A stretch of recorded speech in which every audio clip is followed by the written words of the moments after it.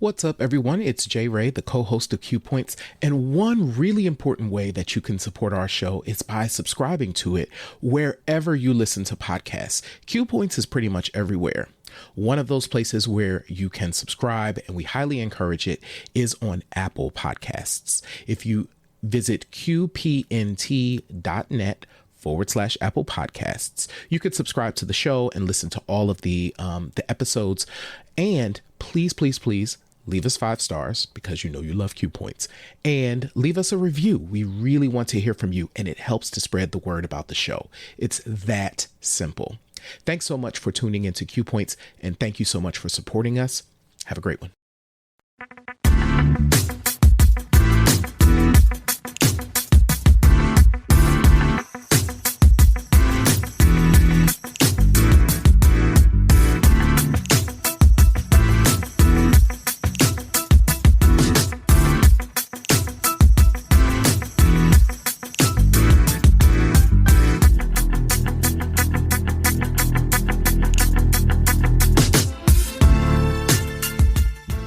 Welcome back. I am DJ Sir Daniel. And I am Jay Ray, sometimes known by my government as Johnny Ray Cornegay III. Hey, y'all. And listen, welcome to Q Points, a retrospective of 2021. Jay Ray, can you believe it? We started this back in what, June? May. Wow. Yeah. So yes, that's right, because it was right before your birthday. We started this back in May, and here we are at the end of the year. We are celebrating the fact that we have given the folks 32. This is our 32nd show. This is our 32nd show. How much we've grown in the past few months is really wild, right? It is. And I'm just really proud. I got to say, first of all, I'm just really proud of the work that we've done. Like, I think I mentioned this the last episode with the Gibson Gazette crew. Mm-hmm. This was literally an idea, a conversation that we had, and we started writing things down, and it became this. So I have to thank you, and then I cannot say enough. I thank all of you guys out there watching each and every week. We appreciate you. We appreciate every retweet, every reposting, everything you've done, all of you that have answered questions of the week and sent us your opinions. It's just really made this a dope experience. And I just can't wait to see what happens in the upcoming year and beyond that. Yes. So tonight we're just going to kick back and go through what you told us by your viewership. You told us these are the top 5. Yep. Right. 5 episodes of 2021 of Q Points. And so we're just going to roll a clip, and then Jay Ray, you and I are going to talk about it on the other side. Yep. All right? So we are going to go in with clip number 5 for our 5th most popular show of the year, and we'll be right back. I would fast forward a little bit. So, I'm going to take it all the way left. I would go to the New Music Seminar 1985, and I would go to the MC battle because I want to have witnessed Roxanne Shante versus Busy B and Roxanne Shante versus Fruit Quan, formerly of Stetsasonic and the Gravediggers. Because there are recordings, and I'll drop the links in the chat. There are recordings of these battles, and when I tell you, just hearing the crowd in the background, the oohs and oh shoot, I wanted to see it. It was like, gosh, why wasn't there video footage? Like, there's video footage floating around from the New Music Seminar of other like DJ battles and some MC battles, but for the life of me, I cannot find any of that particular battle because I know it had to be awesome. I know because Shante is all of 5'4", right? And she's going up against these dudes, and the crowd is clearly on her side. So if I could hop in the time machine, it would be to 85 and a new music seminar in New York City, 1985. I would definitely hop off there and check out that performance. But you mentioned Mavis Staples. That now, so another moment that stood out to me in the concert was it was an intergenerational moment where Mavis Staples was commandeered by Mahalia Jackson. Mahalia Jackson to take the lead on the song. What was it? Precious Hold My Hand, Precious Lord. Yep. Yes.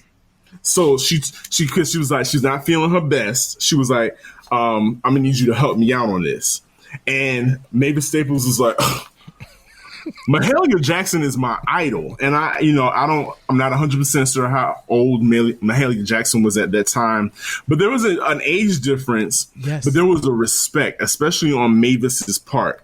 And when Mavis came through and she sang and was holding that microphone for Mahalia Jackson, you could see the mutual appreciation and stuff like that.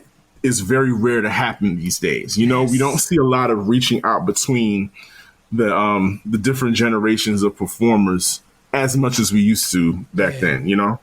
And the other thing, I think to that point, one of the other observations that I have is, baby, everybody walked up on that stage ready.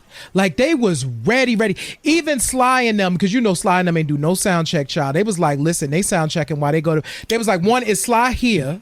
Two, we don't know what we gonna get. Like, because these people hadn't really seen, like, they weren't really sure what they was about to get. They got up there, baby, and turned that sound check into a jam session. And the homie said, when it was time to go, it's time to go, and they launched into and so everybody showed up ready to give that crowd what that crowd needed. When they walked out on, first of all, them black folks came to get it. They came to get it. Like, the black folks is like, every black person in Harlem came. Every black person in New York City was like, we gonna make it to Harlem to go. And from Brooklyn, everywhere. They was everywhere. There. So my observation also was how ready folks were to perform for their people. That was hot. Definitely. And to your point, how ready the audience was to accept every single one. The gospel acts, Sly and the Family Stone, because they were coming from a rock funk background, and this is Harlem, and they're coming from the West Coast. But that didn't matter. Beautiful. Partying, I mean, it was just a beautiful sight. Yeah, just a beautiful sight. But so we started talking about this. Well, we talked off air about this, about why this is really important. This documentary. One of the things that stood out was that this particular documentary was filmed at around the same time, and this event took place around the same time as Woodstock. Yep. So the producers tried to shop it, option it off to have it distributed to a wider audience. Nobody picked it up. This footage stayed in a basement for 50 years untouched. And it just spoke to me to the fact that it is so important that we keep documenting our movements and we have control over that. I think that's what the thing that this generation has figured out. Oh, they're going to document their every move. And it's so important because if it's not important to us, it's not going to be important to anybody else. Look at DJ Sir Daniel speaking facts. up there preaching like it's a Sunday morning. Listen, man. Yeah. Look, I thoroughly enjoyed that. Like, I was like legit just kicked back listening to like, what else they gonna say? Now what he gonna say? Yeah, that felt really good to go back and watch and reminisce on this moment. So funny. So there is an update to the Mavis Staples conversation because I was listening to Questlove, and I believe he was on Fresh Air. And that important moment with Mavis and Mahalia Jackson was actually supposed to be Mavis and Aretha Franklin. I'm sorry, Aretha Franklin and Mahalia Jackson. But for whatever reason, Aretha Franklin wasn't there and couldn't be there. So just even thinking about that, like, first of all, that would have been crazy, right? To have Mahalia Jackson and Aretha Franklin on stage at the same time. But that moment turned into a legend making moment for Mavis Staples, which was, of course, important for how her career continued to move and is moving. So, yeah, just kind of reflecting on us having that conversation still really touches me and actually makes me want to go back and watch that movie again. I was just about to say, I think that documentary was probably one of the highlights of the summer. Was getting to see that footage, to witness Marilyn McCoo and, gosh, I keep forgetting, Billy Davis Jr. Billy Davis Jr. Just the expressions of joy looking at their younger selves, just experiencing that moment right then and there. Yeah, that was hands down one of the best documentaries I've seen this year. So Questlove deserves all the accolades that he's receiving for Summer of Soul. Now the conversation we were having right before that about what shows or what concerts we would like to go to, it made me think of, now there is this this new page that I'm following on Instagram. Gosh, and I have to find that for you guys because I want you to see this page. But literally, this is like a dance club centered Instagram account, and they have footage from old club days. Like they just posted a clip of, I think it was Larry Levin playing at the very last Paradise Garage. The very last night at Paradise Garage, and they were playing like a Colonel Abrams song. And they do stuff like that. They interview people that were responsible for the Detroit techno, the black people. The black that were people responsible for the Detroit techno phase and craze. Techno is black music. It is black music. Don't let them fool you. It is black music. But, you know, and of course, I cannot find the page right now. But before the night is out, before the show is done, I will let you guys know what that page is. But yes, seeing those clips, if I could go back, if I could just be there, if I could stand in that booth with Larry Levin or Frankie or what's the other guy? The gentleman. Ron Hardy. Ron Hardy. Yeah. I was like, is that Ron Hardy? Yeah. But yeah, if I could just sit in the booth and just stand there, I wouldn't even try to hover over them, but just want to stand there in the booth and see, you know, how things hopped off in the club back then. Well, you know, so I'll find I'll see if I can post a link to one of the clips from Maestro, but there was a person who was part of that documentary, which was a Larry Levan centered, Paradise Garage centered documentary. And that person talked about the fact that Larry had groups, because when you're DJing in a club, right, you was up real high and so you could see everybody, right? So apparently Larry had like names for like the different people and the different collectives in the club, and knew what would happen when he played a particular record for particular sections of the club. So yeah, man, that would have been like magical, I'm sure, for you as a DJ to see like this person who's looking out on a couple hundred people, like, see them back there, watch this. Yeah. And the name of the account is there_no_planet_Earth. There is no planet Earth, and it's a bunch of underscores in between it. But yeah, great pictures, great footage, club performances, videos, interviews, anything you can think of what club culture, house music, techno, all of that is ours. Is Black music. All of it is ours. And this documentation, because in that clip I was talking about documenting. This is documenting that this is ours. Yes. It belongs to us. We need to come and get our inheritance, folks. You younger cats that are watching, or your uncles that are watching and making you watch this. Yes. Y'all need to claim your inheritance. Yes. Oh, so I know we're going to get to the next clip, but this is interesting. So this happened.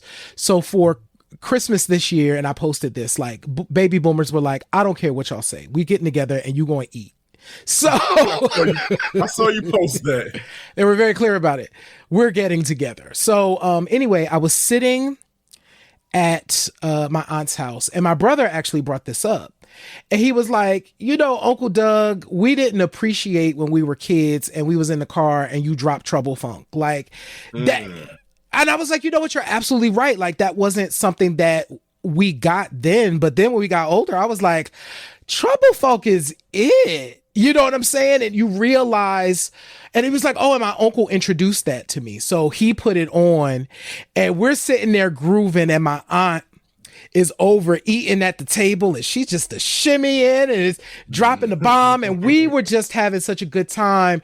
And I was saying to his daughters, who would have been our age when we got introduced to it, I was like, none of this makes sense now. Yeah. But in about 10 years, you're going to be like, so Dad, I was in DC and they dropped that Trouble Funk and I knew what it was giving. You know what I'm saying? Like, so we have to come and get it.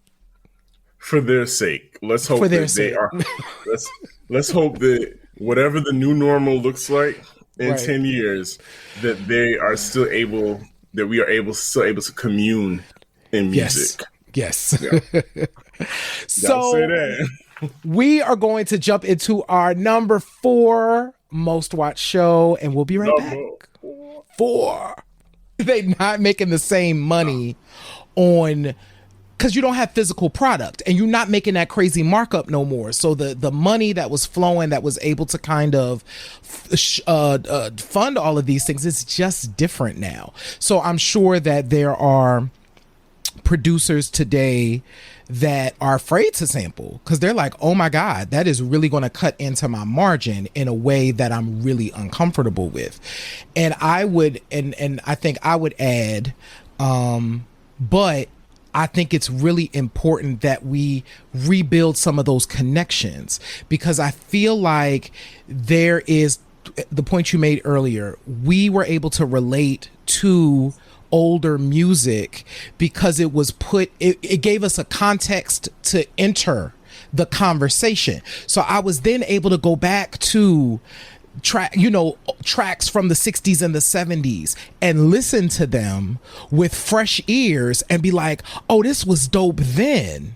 So I love what this producer did with it. Or I would just prefer to listen to this old version of this. Like, I like the way this is. It gave you a different appreciation for music, in my opinion, as a person coming from the golden era of the hip hop generation. And I would go further to say that the art of sampling allowed for a lot of the artists that were sampled, a lot of Black musicians especially, that came up in the era that were robbed. They got robbed blind by these contracts. They did. They didn't make a lot of money during their heyday. But, here we come along with these kids and revitalize your work of art. And now these people have earned, can get the money that was due them. Yes. That maybe the record label never gave them in the past. It's a way for a lot of classic artists, a lot of our, our legends to be revered and given a second shot, in my opinion, through the art of sampling and reintroducing it to new generations. Because I really feel like Black music, this thing we call hip hop, just Black music in general, is something so unique to Black people that I don't want to see it die. Right. And one of the ways in which we kept it alive was the art of sampling. I agree. But, you know, and we're not putting down anybody, because I get it. All those numbers, $5 million, I wouldn't want to come up off of $5 million because of a mistake that somebody didn't check and say, oh, this needs to go to this publishing house for clearance. But, you know, the music itself is, you know, if I drop it, something that I drop on the turntables and it gets the floor packed, you know, you can't buy that feeling. No. From a DJ's perspective or the person on the dance floor. You can't buy that. You know what? We're prophetic. You know why? Because right after that episode on sampling and sample clearances, guess what happened? De La Soul got a hold of their publishing, their masters, and their publishing. Their masters. They were able to get ownership of all of that back again, and we mentioned it. And hey, I dare say we put that out into the universe. We did. Listen, like, just the idea of having this conversation about sampling, and just to give some context to folks who were listening to that clip, we had just kind of come out of a video clip where Rock Marciano was talking about you know, samples and sample snitching. And but we jumped into a conversation about kind of the importance of sampling and why it mattered so much. And Sir Daniel, I think your point, and it's a point that you and I have talked about so many times. Yeah.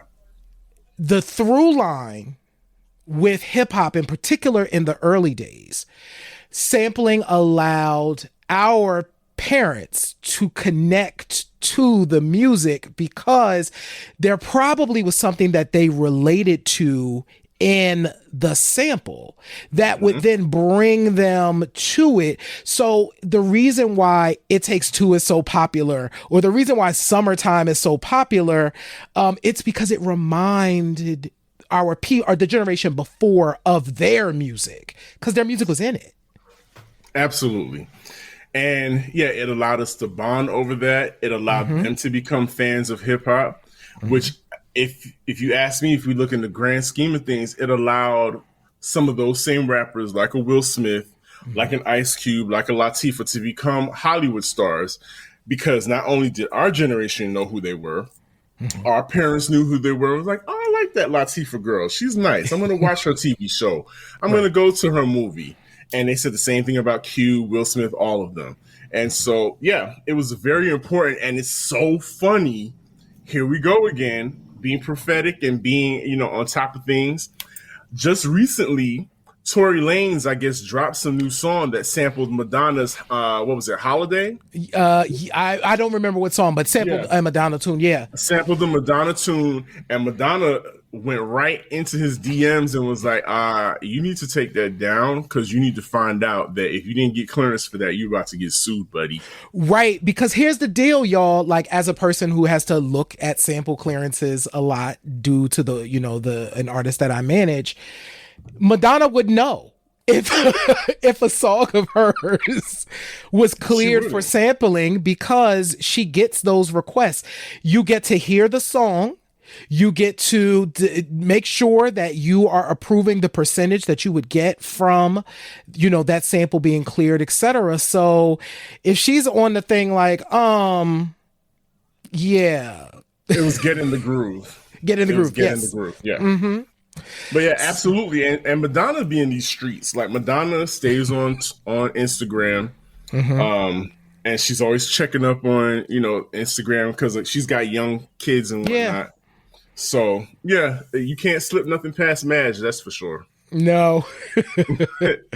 Nothing at all. I'm really enjoying this trip down memory lane. Me too. Like, it's nice to see the work that we've done and kind of dip into some of the conversations that we've had. And so we're getting into our top three now. And this particular show, we did a show. This is our conscious music show.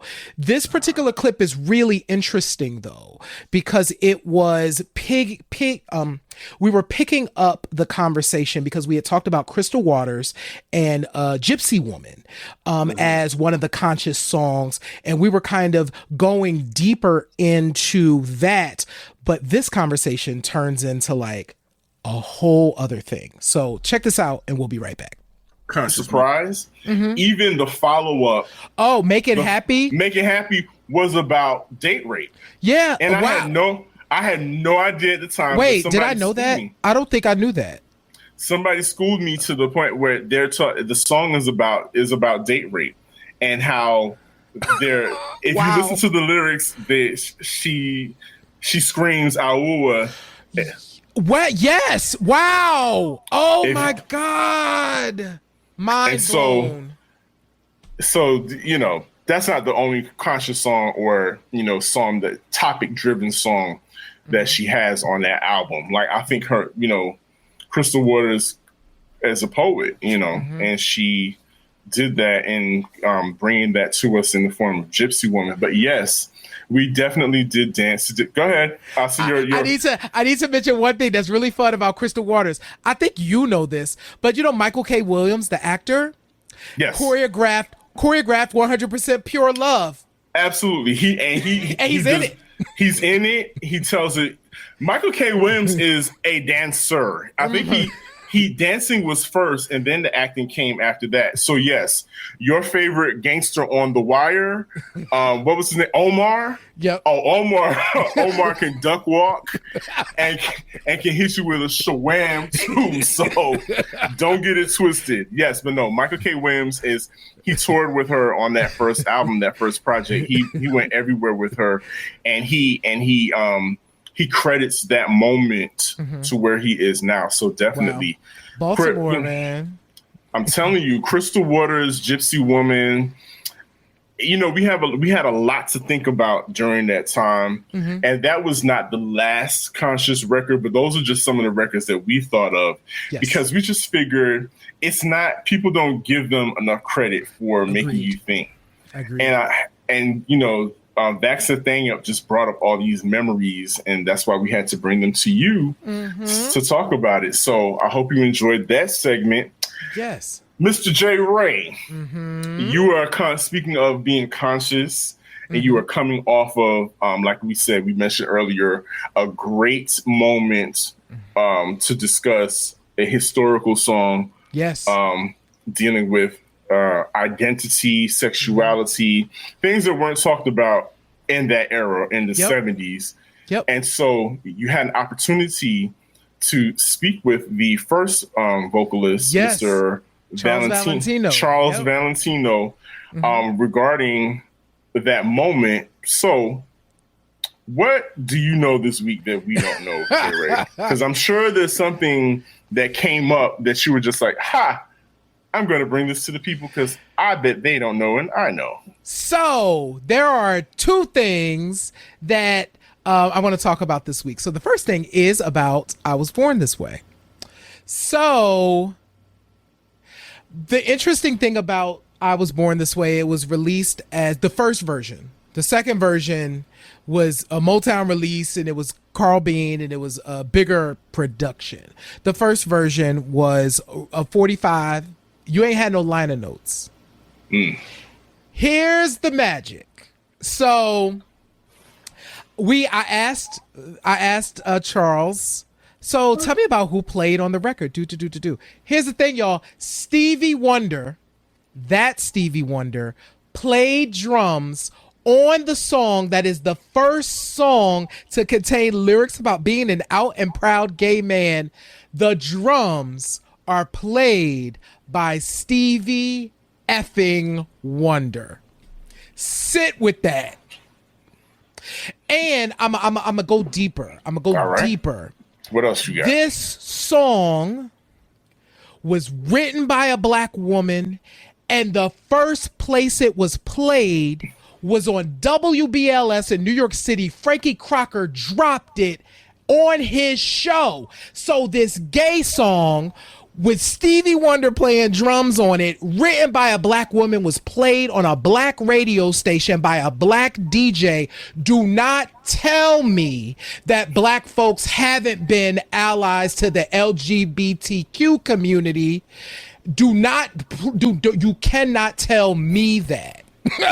Okay, Frankie because Crocker was a big deal. Like Frankie Crocker was a big deal. Frankie, as the story goes, literally Bunny took the song into Frankie and Frankie said, "Give me the song," dropped it. wow. In rotation at that moment. So listen, our community, I just love black folks and black music history. I do. Ooh, let me tell you something. J. Ray was excited in that last clip. It was like when somebody's playing Uno and they have a bunch of draw fours and they just hitting you with them like bam, bam, bam. J. Ray's just going hitting us with facts about, and that was a really great interview with you and Mr. Valentino. Yeah, man. So there's several things that I want to point out in that last clip, Sir Daniel, that were magical. The first is we talked about I was happy to talk to Val because a lot of people hadn't talked to Val about the significance of that song as the first song to have lyrics about being an out and proud gay man. And, you know, it was sung by a black man. And a lot of people hadn't talked to him. What I also loved about that clip, I was weird. I texted this to you. So when I first pulled the clip, I was like, maybe the labeling on this show is wrong because we're talking about Michael K. Williams and Carl Bean in this clip. And then I went back and I looked and I was like, no. In July, in that clip, we talked about Michael K. Williams and Archbishop Carl Bean. Here's the thing, y'all. Michael K. Williams and Archbishop Carl Bean died one day apart in September. We had a we brought them up in July. And I was just like, that is the power of the work that we're doing, Sir Daniel. And that literally floored me. Yeah. Just got to sit with that for a second. Mm-hmm. Yeah. And we almost got a track record with that because we've mentioned people and then they transition shortly after that.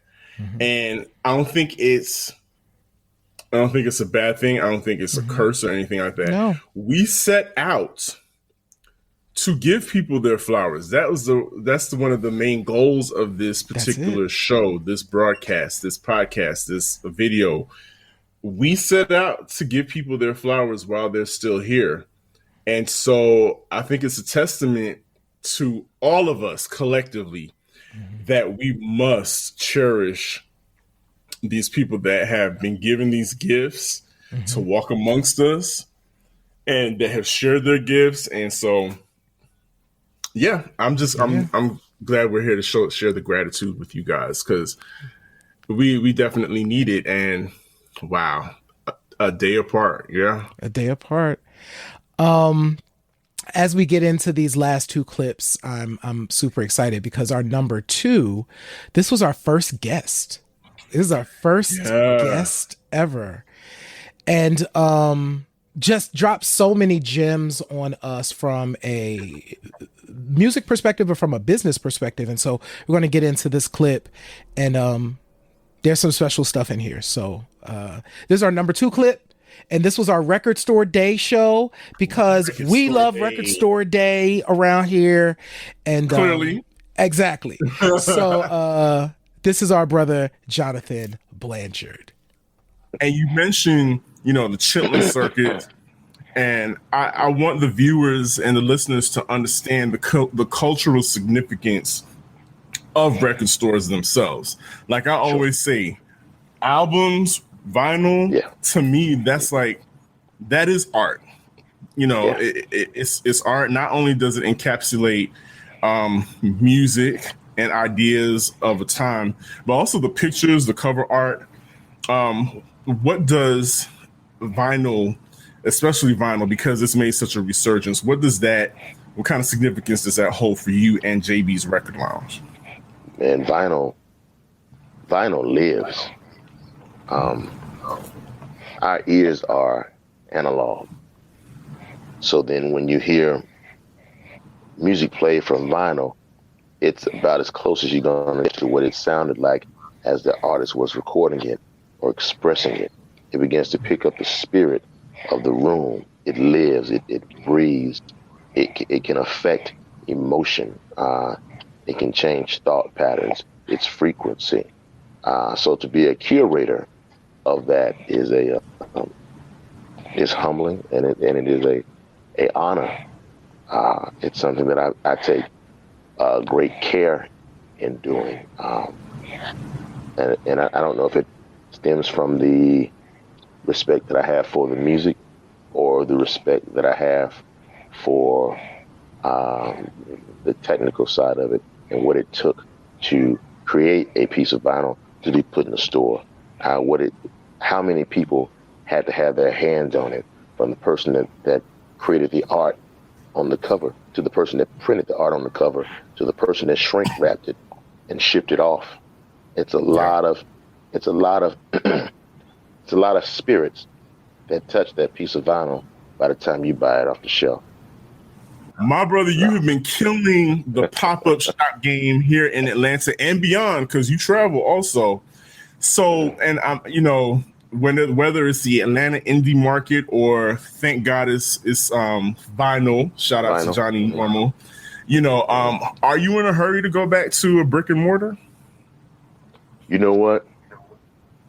When it initially hit the fan, I had about a 2-day panic.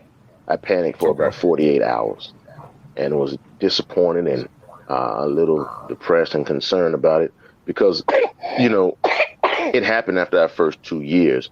So it was already kind of a struggle, because any business struggles the first 2 years.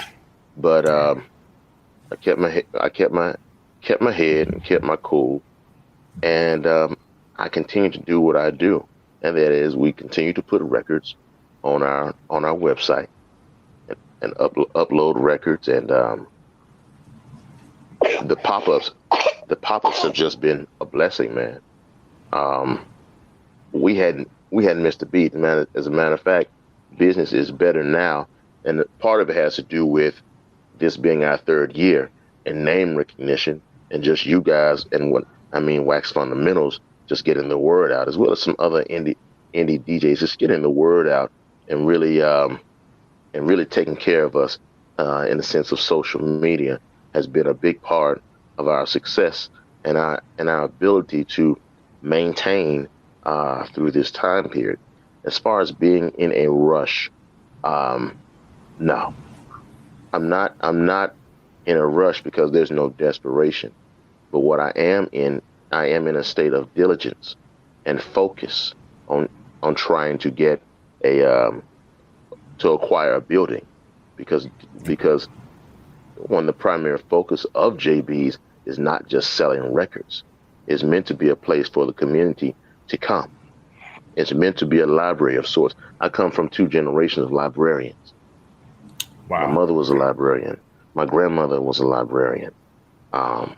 So a lot of that is in me. And in order to do that, I have to have a brick and mortar. In order to provide a space for artists, I had to have a brick and mortar. In order to provide a space for spontaneous conversation, I had to have a brick and mortar. But I'm looking to buy now. Okay. I'm no longer interested in renting. We are established, and despite not having a business at hand, we are functioning on all cylinders right now. With the pop-ups,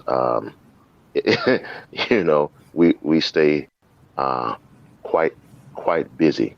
So you have not missed a beat. Nah, we hadn't. We have not missed a beat. As a matter of fact, go ahead. No, go ahead. The only thing we hadn't done is have events, and that's the only thing that I miss. But we try to be a part of other events, and we try to support other people's events as well. I love that. That was JB, aka JB's Record Lounge, aka Jonathan Blanchard. And what you didn't see was his son, his newborn, was there in his arms, but you heard him. Yes. And I thought that brought an excellent element to the show. I loved it. I love me some JB because I put this on Twitter. On Instagram. But a couple months ago at Thank God It's Vinyl, I walked in, said what's up to Johnny Normal. He was on the mic. And then what I always do, I immediately go to JB's record area where he's selling records. And I immediately go and start, flipping through records and seeing what he has. Before I could even do that, he was like, Sir Daniel, I got something for you. And he immediately reached, he knew where it was, and he pulled it out and he presented me with a very crisp, beautifully maintained, wonderful cover, full length vinyl of Nikki D's Daddy's Little Girl, the full album. And you all know that I collect, and I collect and I revere my my women MCs, my female rappers. I love that. So and Daddy's Little Girl, the full album, is something that I had been looking for on vinyl for a minute.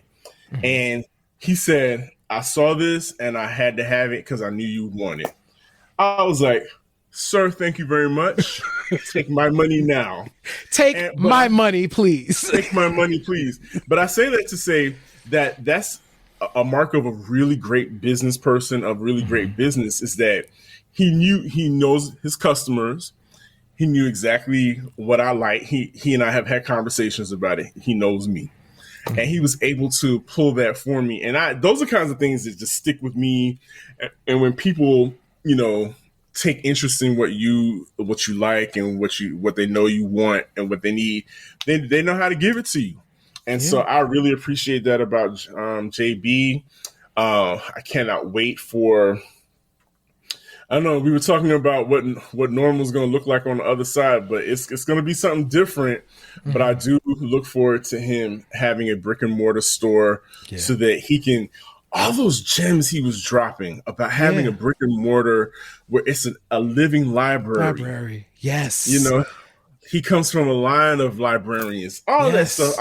I had chills watching that whole segment over again. Absolutely. No, I agree. Such important information and even the picture. So the picture behind Sir Daniel and I right now was from inside the old JB's Record Lounge. That's Peppermint Gaddy on the ones and twos. Of course, 5 Star is somewhere. It might be on the turntable, so it's probably in waiting. But being able to have space and that idea of thinking of a record store like a library, because libraries are so important. And in 2022, I haven't said this on this show before, but I've said it to other people. It's really important to me. I'm going to be real analog in 2022.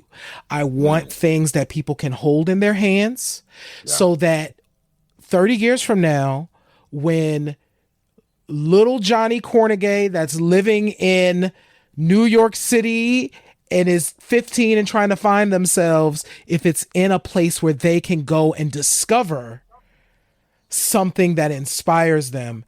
So thinking about music that way is the same thing. And the work that we're doing here at Q Points speaks to that as well. So that's a magical clip and good interview, Sir Daniel.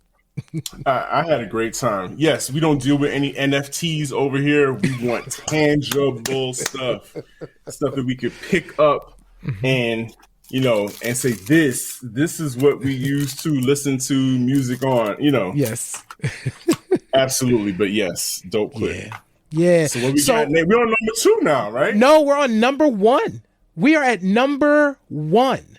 We've made it to number 1. We did. So Summer of Soul, we did sampling, we did conscious music, we did record store day, and your number 1 show, y'all. So we did y'all picked it. And this is really interesting. So this show was actually a show that encompassed a lot of different topics. So one of the things that we do often on Q Points is, of course, honor and musicians who have passed. And so we decided to do a show that remembered Chucky Thompson. At the same time, it was hip hop's birthday. So we talked about hip hop and hip hop's birthday. And Beyonce had just done an article or something. So we talked about Beyonce. So this particular clip is a hip hop clip, and we're gonna play this, and then we're gonna come back and we're gonna wrap it up. This is dope. Does hip hop need more gatekeeping? While you think about that, I'll say why I asked this question. Mm-hmm. So, Tyler the Creator, he's been in.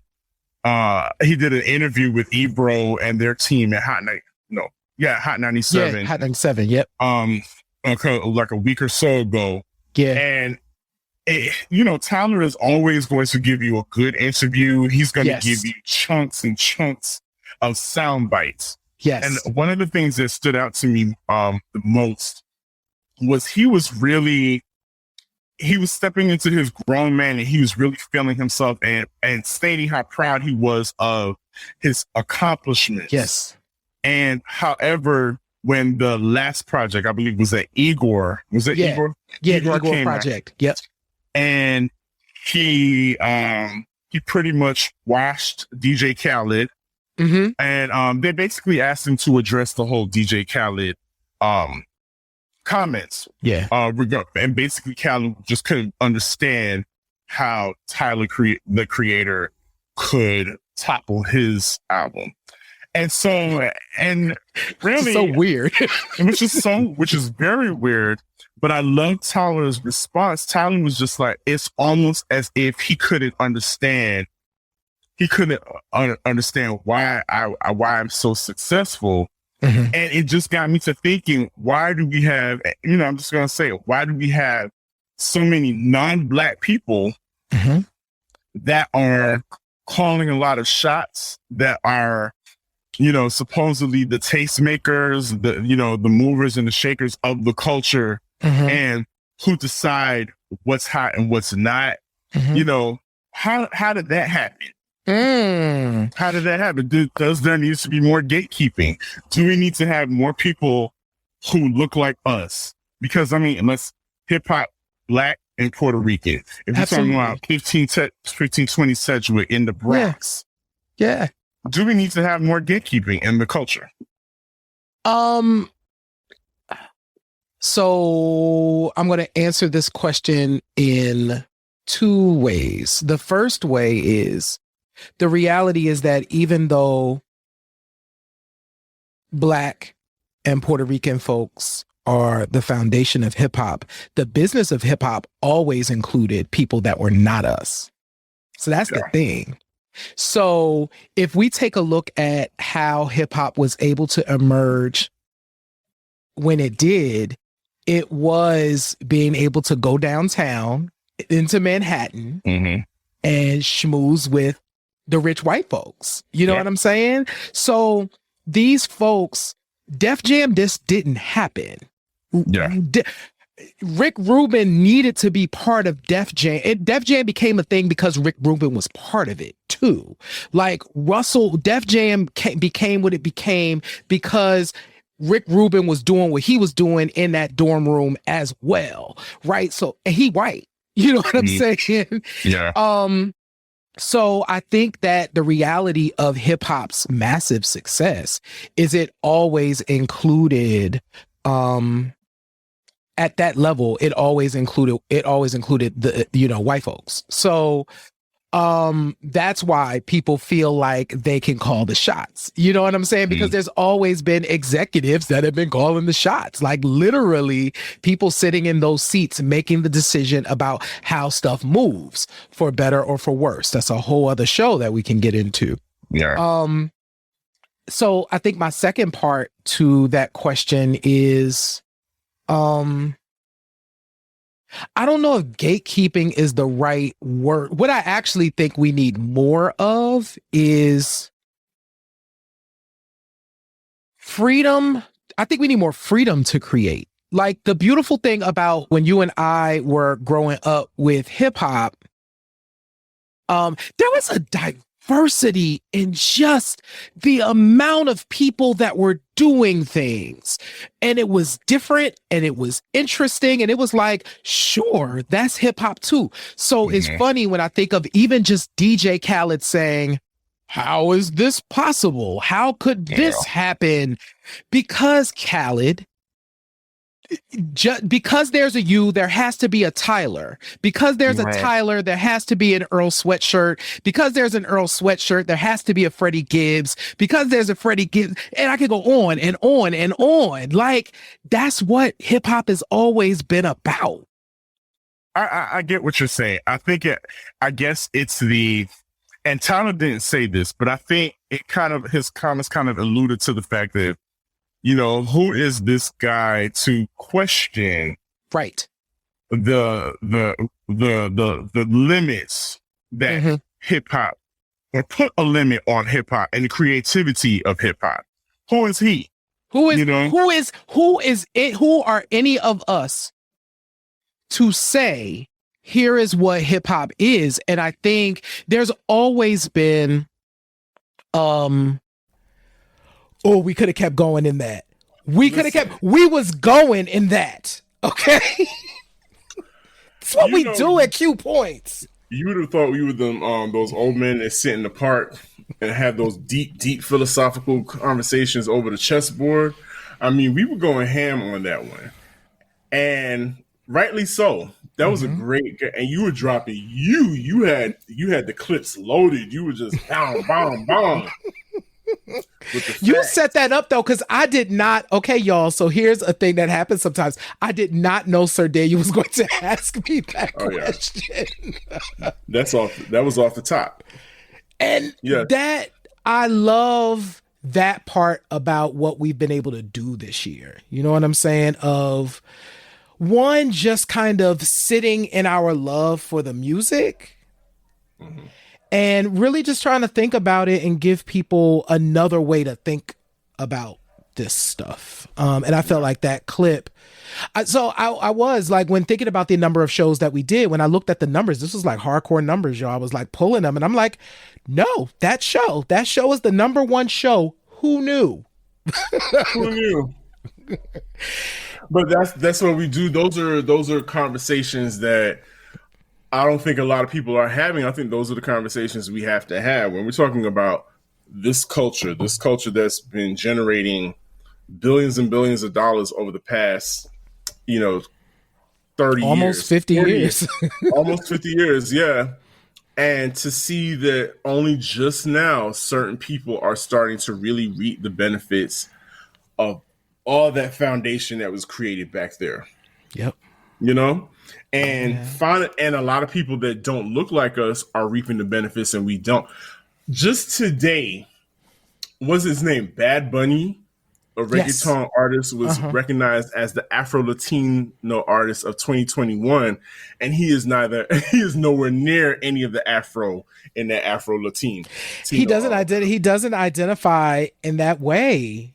And it's like, it's still happening. That's a whole different kind of genre of music, different language, but Black people are still trying to be left out of what we created. Reggaeton, that's Black. It is. That's African. Real. That's bliggity Black. Come on, and then you trying to, it's weird. It's still weird. Look at us. Look at us. Look at y'all. Like, y'all who are watching. You know what I'm saying? Y'all have really, this has been a labor of love.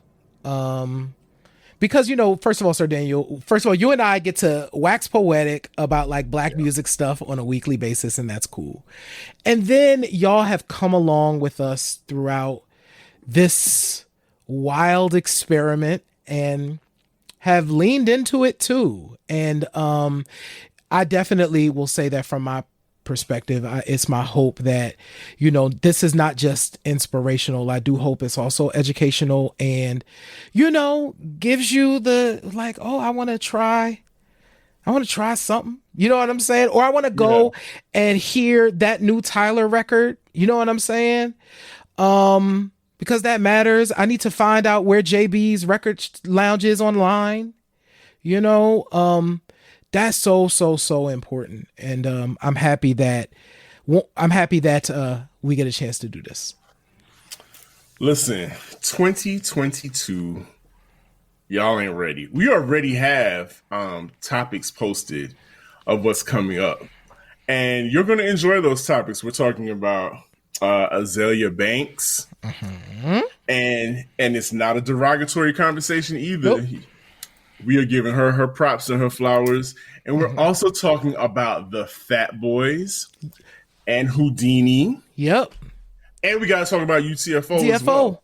Yep. We're talking about all three of these foundational groups that get overlooked. You know what I'm saying? And truly, and so one of the things I will be doing over the next couple of weeks in prep for the shows is listening to a lot of Azalea Banks and listening to a lot of the Fat Boys and Houdini and UTFO. And let me tell you something, them later Fat Boys records get real, not great. So it's going to be an interesting listening experience, but I am excited but I am excited to kind of revisit these groups and revisit Azalea's back catalog and just have these conversations for 2022. We got a lot of stuff coming up in 2022. I wish I could talk about one thing now and I still can't talk about it.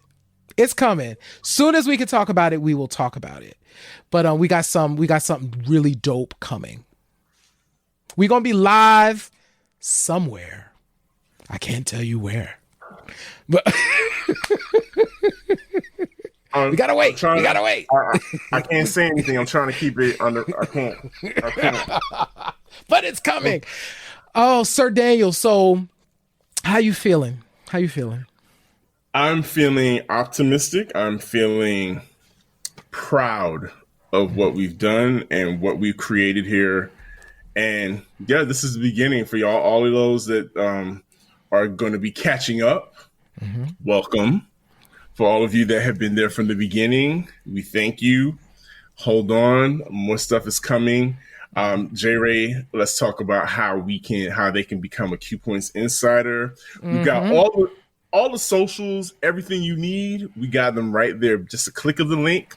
Yep. And you can catch us anywhere you please. You can watch us on Twitter, Facebook, YouTube. We're everywhere. We are literally everywhere. So please make sure that you hop on over to our website. We'll put the link in the description and in the chat. But you can hop on over to our website and become a Q Points Insider. And we do have exclusive content posted. We have a video with Keith Turner talking about her top 10 women MCs, which is super dope.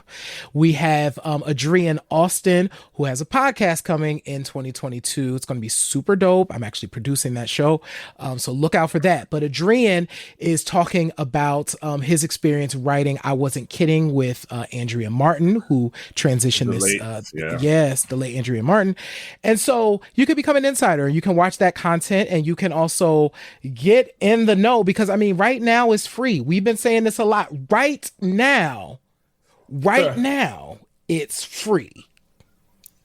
Make your next move the best move. Come on. Make your next move the best move. And so, yes, follow us on our socials everywhere. Those links are in the description and in the chat too. So, yeah. Wow. Well, listen, we're not going to belabor the point. We're awesome, and so are you. Happy New Year to you out there watching right now. May everything that you put down on paper and even speak into existence be everything that you want it to be. I'm happy for you. Whatever it is that's coming, we're happy for you, and we're happy that you're joining us for Q Points. And J Ray, for the last time of 2021, what do we always say? In this life, you can either pick up the needle or you can let the record play. The choice is yours. I am DJ Sir Daniel. And I am J Ray. Peace. And this is Q Points. See you on the other side, 2022.